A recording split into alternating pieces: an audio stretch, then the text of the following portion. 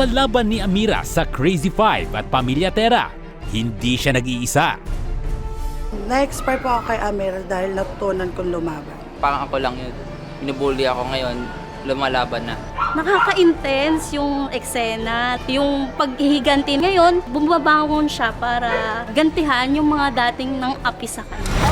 Sa yabang mong napakadali mo palang mapabagsak. Paborito ko yung character ni Elle kasi simula nung bumalik siya, naging palaban siya at gumanda siya lalo.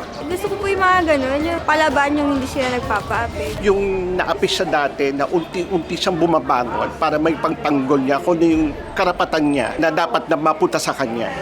My, oh my! I made Portia Tera Crap. Ang ilan nating kapuso nakarelate din sa kwento ng paghihiganti ni Amira. Naghihirap kami. Unti-unti kami bumabangon ngayon. Yun yung kailangan namin gawin.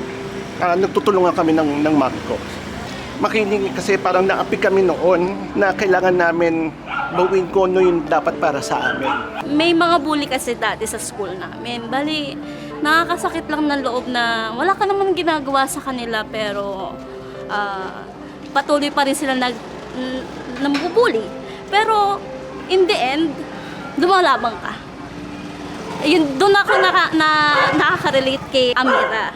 Na magpusike ka para mas lalo kang umangat sa buhay.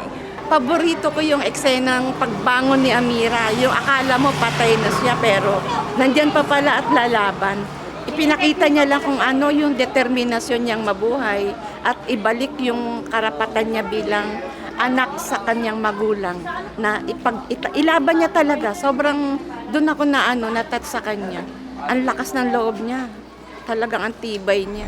Mas gugustuhin niyo pang mamatay. Pero syempre, hindi ko yun ibibigay sa inyo. Yung bullying, kasi once akong nabully noon mga way back 1990. Tapos nabully ako dahil isa akong admin na akala nila sumusuporta lang ako sa wala. Hindi nila alam na pag sumuporta ka, hanggang matapos yung karir niya, nandun ka.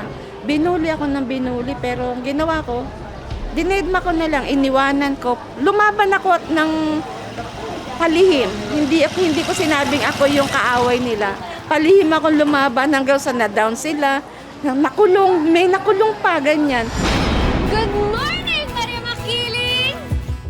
Simple lang naman ang gusto sa buhay ni Amira. Ang maayos na buhay para sa kanyang pamilya. Magandang relasyon sa kanyang nobyo na si Alex. At ang makatulong sa pamamagitan ng paggagamot sa mga nangangailangan. Pero ang lahat ng ito nasira dahil sa Crazy Five at mga Tera. Hayop ka!